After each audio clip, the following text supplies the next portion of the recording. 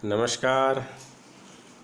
मैं डॉक्टर धर्मेंद्र शर्मा, सहआचार्य इतिहास विभाग, राजकीय महाविद्यालय भीम। आज हम बीए पार्ट 3 हिस्ट्री में पेपर फर्स्ट में इटली के एकीकरण में कैबूर का योगदान का अध्ययन करेंगे।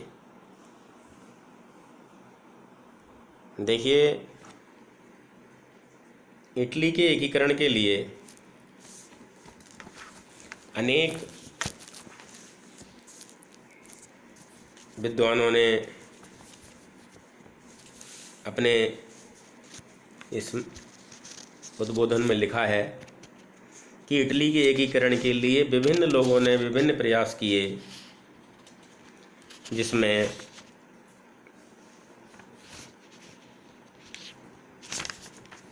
गैरीबाल्डी, कैबूर,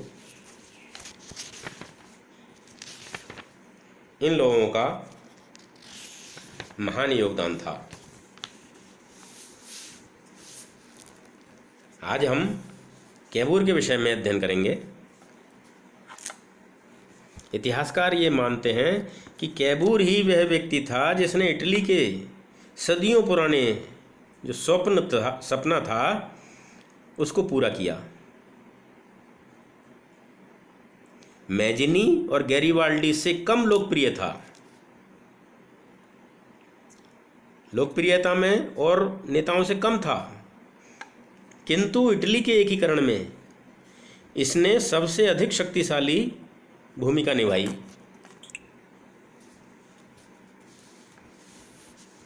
इतिहासकार ये मानते हैं कि कूटनीतिक मामलों में ये बिस्मार्क से कम नहीं था। विदेशी मामलों में इसकी तुलना डिजरेली से की जाती थी।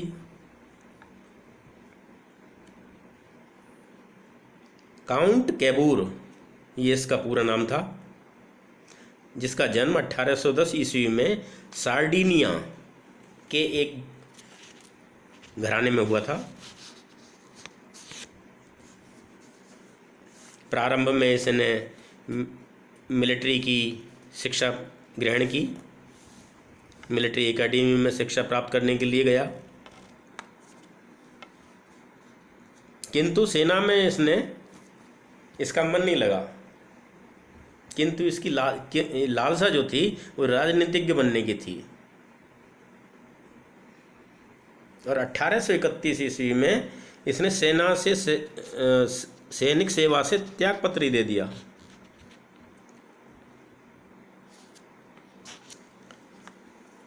त्यागपत्र देने के बाद में इसने अनेकों देशों, फ्रांस, जर्मनी, इंग्लैंड आदि देशों की यात्राएं की और राजनीतिक ज्ञान प्राप्त किया वहाँ से। इतिहासकार मानते हैं उसे इंग्लैंड बहुत पसंद आया था। इंग्लैंड क्यों आया था? क्योंकि वहाँ द्वैध शासन प्रणाली थी। द्वैध शासन प्रणाली कैबूर को अधिक पसंद आई। उसने कहा भी था कि अगर मैं अंग्रेज होता तो अभी तक कुछ बन गया होता और अभी तक मेरा नाम अज्ञात नहीं रहता।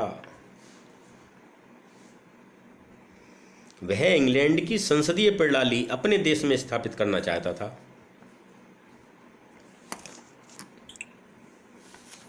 इतिहासकार लिखते हैं कि वह रात रात भर बैठकर लोकसभा की दर्शक दीक्षा में बैठा रहता था और उसकी कार्य प्रणाली को पूरी तरह जानने की कोशिश करता था।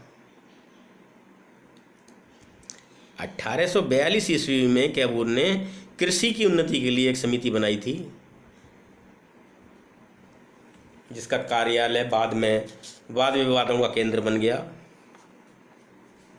1847 में उसने एक समाचार पत्र प्रकाशित किया। इस समाचार पत्र के प्रकाशित करने का उद्देश्य ये था कि इटली में सुधारों और एकीकरण की जड़ों को मजबूत किया जाए। इससे पूर्व 1842 ईस्वी में उसने एक संगठन एसोसिएनोज अग्रेरिया बनाया था। ये संगठन थोड़े ही समय में काफ़ी प्रभावशाली हो गया। अब धीरे धीरे कैबूर का प्रभाव बढ़ने लगा। 1848 ईस्वी में पहली बार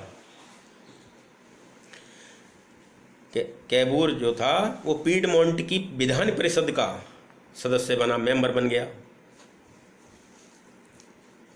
देश का मंत्रिमंडल बार बार बदलता रहा,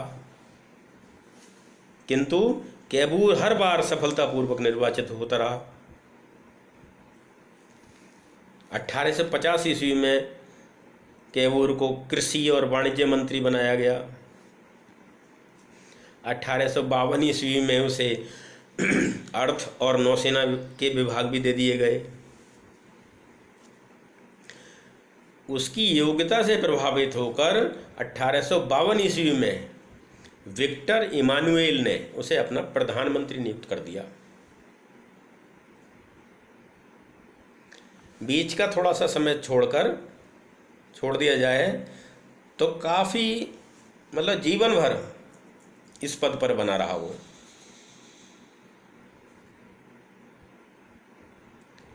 कैबूर के उद्देश्य क्या थे, इस विषय में जानेंगे। कैबूर का उद्देश्य यही था कि इटली का एकीकरण किया जाए। जो उद्देश्य मैजिनी का था, जो उद्देश्य गैरीबाल्डी का था, वही उद्देश्य कैबूर का था। लेकिन इन उद्देश्यों की जो प्राप्ति के तरीके थे वो अलग अलग थे। अपने उद्देश्य की पूर्ति के लिए उसमें जोश और तलवारबाजी के पैंतरों के स्थान पर राजनीतिक दांवपेच की जानकारी थी, निपुणता थी, कूटनीतिक व्यक्ति था।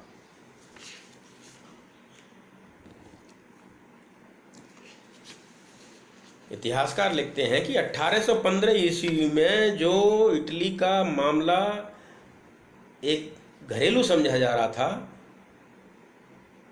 उसे कैबूर ने अपनी कूटनीति से अंतर्राष्ट्रीय मामला बना दिया, अंतर्राष्ट्रीय समस्या बना दिया। कैबूर ने लिखा है कि मेरे ये उद्देश्य हैं। नंबर 1,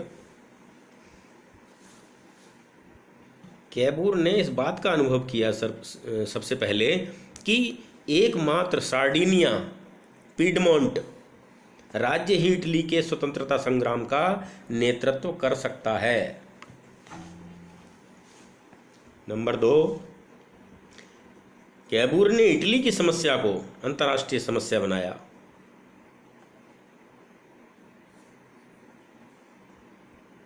अतः प्रधानमंत्री का जब उसने पद संभाला तो उसने निरंतर यूरोपीय देशों की यात्रा की, उनसे यूरोपीय देशों से मित्रता की और सद्भावना प्राप्त करने के प्रयास करता रहा वो।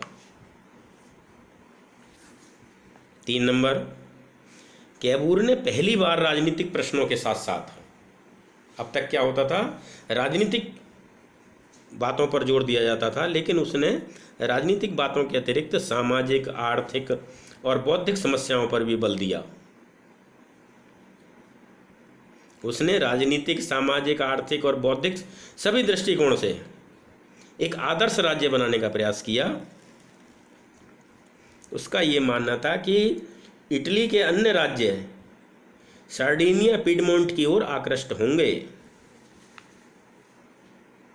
नंबर 4, कैबूर यह जानता था कि इटली से विदेशियों को निकालने के लिए सशस्त्र युद्ध होगा। अतः इसके लिए उसने सार्डिनिया पीडमोंट के संगठन को अपना एक प्रमुख उद्देश्य बनाया। नंबर 5, कैबूर शस्त्रों के बल पर अपने निर्णयों को आरोपित नहीं करना चाहता था। केवल लड़ाई के माध्यम से वो जीतना नहीं चाहता था, वह लोकमत और संसद को भी लेकर आगे चलना चाहता था। सैनिक तैयारी के साथ साथ वह लोकमत को भी अपने पक्ष में करना चाहता था। उसने घोषणा की थी कि इटली का निर्माण स्वतंत्रता के आधार पर किया जाए या हमें इटली के निर्माण का विचार ही त्याग देना चाहिए। अतः अपने इन उद्देश्यों से भरपूर कार्य प्रणाली की सभी बातें कैबूर ने बड़ी होशियारी से पूर्ण की। उसने चारों ओर ऐसा जाल बिछा दिया कि ऑस्ट्रिया उसमें बिना फंसे रह नहीं सका और इटली को एक राष्ट्र बनने से भी नहीं रोक सका। कैबूर की गृह नीति क्या थी?